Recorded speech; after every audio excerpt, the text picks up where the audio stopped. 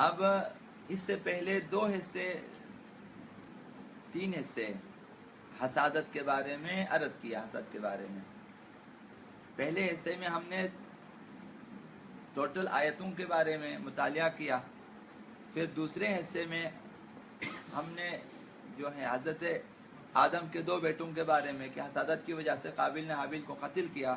تیسرے حصے میں حضرت یوسف اور ان کے بھائیوں کے بارے میں کہ حسادت نے کیا کام کیا وہ عرض کیا. آج بعض باتیں یہودیوں کے بارے میں کہ حسادت کی وجہ سے وہ بھی گناہ کے مرتکب ہوئے ہیں. ہم جانتے ہیں کہ یہودیوں کی ایک بڑی تعداد اپنی کتب میں، اپنی کتابوں میں پیغمبر خدا صلی اللہ علیہ وآلہ وسلم کی نشانیوں کا مطالعہ کر کے شام اور فلسطین کے علاقوں سے ہجرت کر کے مدینہ میں آ کر بس گئی تھی. اچھی خاصی تعداد صرف انتظار پیغمبر اسلام میں کہ وہ ظاہر ہو جائے، پیدا ہو جائیں اور اعلان نبوت کریں تو نشانیاں دیکھ کر پیغمبر اسلام پہ ایمان لے آئے. اس لیے آئے تھے شام سے اور فلسطین سے، اور حضور کے ظہور پرنور کے انتظار میں تھے وہ لوگ. لیکن پیغمبر اسلام کی بعثت کے بعد ان میں سے اکثر اپنے اسی باطنی عہد پر قائم نہ رہے اور نہ صرف حضور کی حمایت میں کھڑے نہ ہوئے بلکہ آپ کے مخالفین کی صف میں کھڑے ہو گئے. ہم آقا امام زمان کے بارے میں سوچیں، سر یہودیوں کی کوئی گارنٹی نہیں تھی، وہ بھی پیغمبر کے انتظار میں بیٹھے تھے، منتظرین پیغمبر اسلام تھے کہ وہ نہ معلوم کب آئے. جیسے آئے ہم ایمان لائیں گے، ان کا ساتھ دیں گے، لیکن جب آئے اعلان نبوت فرمایا، معجزات دکھا دی، انہوں نے انکار کیا. پھر ہماری کیا گارنٹی؟ آقا امام زمان آئے تو ہم انکار نہیں کریں گے. لہٰذا معرفت کی ضرورت ہے، دعاؤں کی ضرورت ہے، تقویٰ کی ضرورت، تہذیب نفس کی ضرورت ہے. لہٰذا پیغمبر اسلام کے انتظار میں رہنے والے یہودی جب پیغمبر اسلام آئے تو انہوں نے پیغمبر اسلام کی مدد بھی نہیں کی، ایمان بھی نہیں لائے، ان کے مخالفین کی صف میں جا کر کھڑے ہو گئے. ان کے اس طرز عمل کا بنیادی سبب حسد تھا. ان کے دلوں میں حسد کی بیماری پیدا ہوئی جس کی وجہ سے وہ اپنے مادی مفادات کو خطرے میں دیکھ رہے تھے. اگر ہم مسلمان ہوئے تو ہمارے جو دنیاوی مفادات ہیں مادی، اس کے لیے خطرہ ہے. قرآن مجید اس حقیقت کا ذکر اس طرح فرماتا ہے، ام یحسدون الناس علی ما آتاہم اللہ من فضلہ، کیا یہ اس لیے لوگوں سے حسد کرتے ہیں کہ اللہ نے اپنے فضل سے انہیں عطا کیا ہے. مثلا پیغمبر اسلام اور اہل بیت کو بہت کچھ خدا تعالی نے عطا کیا، یہ لوگ حسد کرتے ہیں، حالانکہ ہم نے آل ابراہیم کو کتاب اور حکمت اور عظیم حکومت دی ہے. ایک روز ہم نے آل ابراہیم کو، جن میں سے یہودی تعلق رکھتے ہیں، پیغمبر کے بارے میں حسد کرتے ہو، آل ابراہیم کو ہم نے بہت کچھ دیا، ادھر کیوں حسد نہیں کرتے ہیں؟ جبکہ تم وہاں حضرت ابراہیم کا دور گزار کے آئے، تم انہی کے پیروکار ہیں. انہیں نبوت عطا کی، حکمت عطا کی، حکومت عطا کی. اب ہماری مشیت کا فیصلہ یہ ہوا کہ ہم پیغمبر اور آل پیغمبر کو بہت سارے فضائل عطا کریں. یہ سب کچھ ہماری حکمت اور مصلحت کی بنیاد پر تھا. کیا یہودی اس بات کو پسند کرتے تھے کہ جب یہ نعمت ان کے پاس تھی تو کوئی ان سے حسد کرتا؟ ظاہر ہے کوئی بھی انسان پسند نہیں کرتا کہ ان کے پاس کوئی نعمت ہو اور لوگ ان کے بارے میں حسد کریں. بس اب ان کے دلوں میں کیوں حسد پیدا ہو گئی؟ جبکہ اس سے پہلے ہم نے پیغمبروں کو دیا، آل ابراہیم کو دیا، تو کیوں حسد نہیں کیا؟ اب پیغمبر اسلام کی باری جب آئی، آل پیغمبر کی باری آئی کہ انہیں خدا تعالی نے فضیلت دی، یہ لوگ کیوں حسد کرتے ہیں؟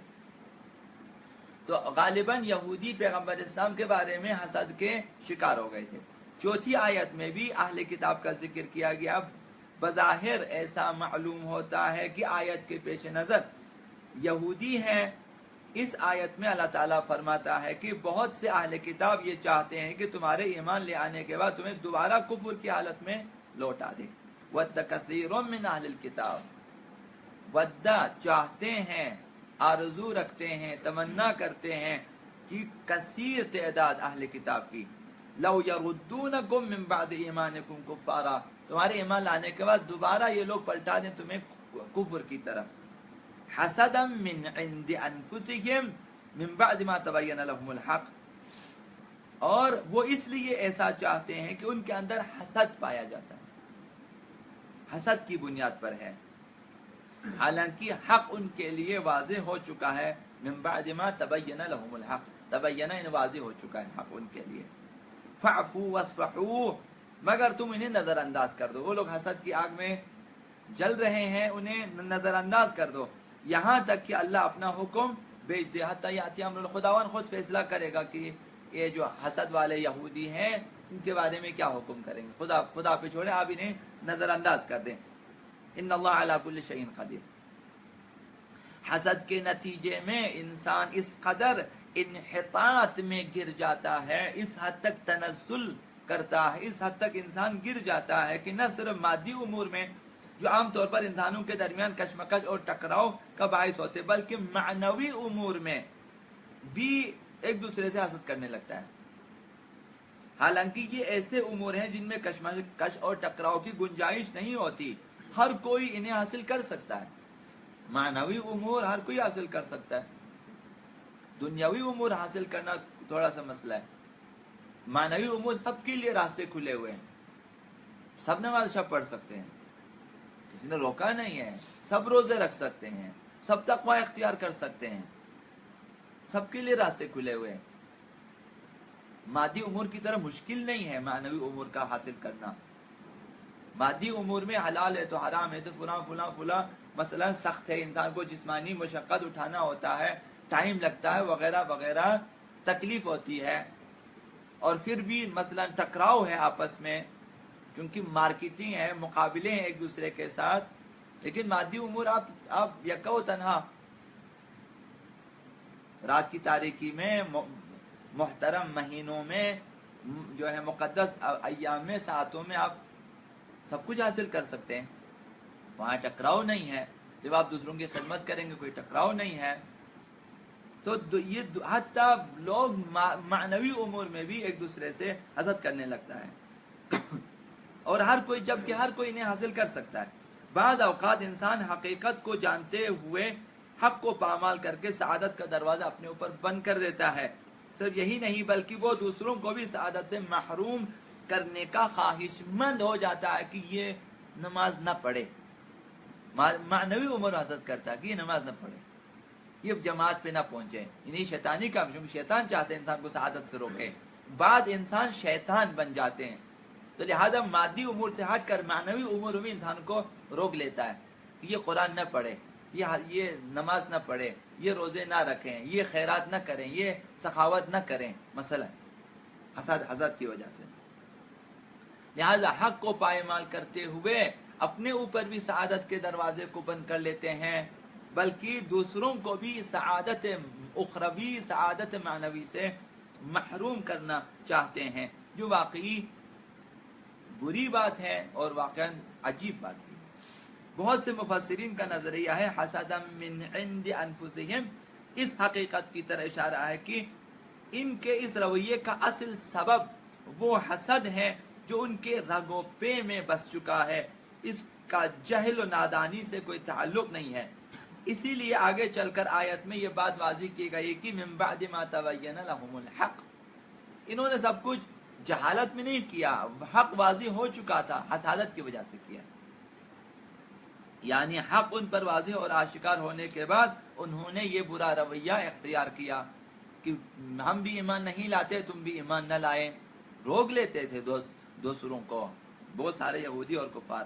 لیکن قرآن شریف مسلمانوں کو یہ حکم دے رہا ہے کہ ان حاسدوں کو ان کے حال پہ چھوڑ دیں. فاعفوا واصفحوا، معاف کر دیں، درگزر کریں اور نظر انداز کریں انہیں، اس لیے کہ ان کے حسد کی آگ ہی ان کی سزا کے لیے کافی ہے.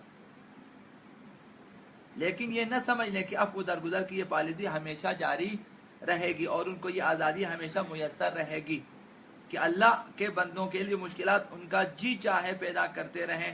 ایک وقت آنے والا ہے کہ یا تو یہ ہلاک ہو کر اخروی عذاب میں گرفتار ہو چکے ہوں گے، یا اسی دنیا میں لشکر حق کے ہاتھوں کچل دیے جائیں گے. بہرحال یہ آیت نو مسلم افراد کو یہ نصیحت کر رہی ہے کہ یہودیوں اور دوسرے بدخواہوں کے پیدا کردہ وسوسوں اور شکوک و شبہات کو اہمیت نہ دیں. یہ لوگ وسوسے پیدا کرتے ہیں تاکہ تم لوگ ایمان چھوڑیں، دوبارہ جائیں کفر کی طرف. اس لیے اہمیت نہ دیں، اس لیے کہ وہ جو کچھ کر رہے ہیں حسد کی بنیاد پہ کر رہے ہیں. مثلا بعض اوقات کہ پیغمبر ہم میں سے کیوں نہیں آئے، مثلا امام ہم میں سے. ابھی کثیر تعداد میں مسلمان حسد کی وجہ سے اہل بیت سے حسد کرتے ہیں، گمراہی میں اپنی طرف سے خلیفہ بناتے، اپنی طرف سے امام بناتے، اپنی طرف سے راہب بناتے ہیں، اپنی طرف سے پیر بناتے ہیں، اپنی طرف سے بنا رہے ہیں اور چل رہے ہیں. اہل بیت سے حسد کرتے ہیں. اور علی اعلان ایسا ہوا ہے کہ بہت سے خلفاء گزرے ہیں جنہوں نے کہا کہ اگر میں زندہ رہوں میں اذانوں سے اس ناموں کو نکالوں گا پیغمبر اسلام کے، کہ نام کیوں لیا جاتا ہے. اس حد تک حسد کرتے ہیں. بعض لوگوں کے لیے حق واضح تھا، حق واضح ہونے کے باوجود عمر سعد کے لیے حق واضح تھا، عمر سعد کے لیے، شمر کے لیے حق واضح ہو چکا تھا، حتیٰ یزید کے لیے حق واضح، صرف حسادت کی وجہ سے. لیکن اشیاخی ببدر شہیدو، کاش کی بدر و احد میں مثلا مارے جانے والے میرے آبا و اجداد ہوتے.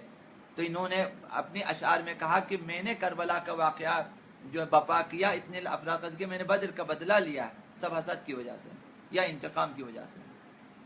یعنی حق کی پرواہ نہیں کرتے، حق کو کچل دے، اپنے لیے بھی جہنم خرید لیتے ہیں اور دوسروں کو بھی سعادت سے محروم رکھنے کے لیے بھرپور کوشش کرتے ہیں.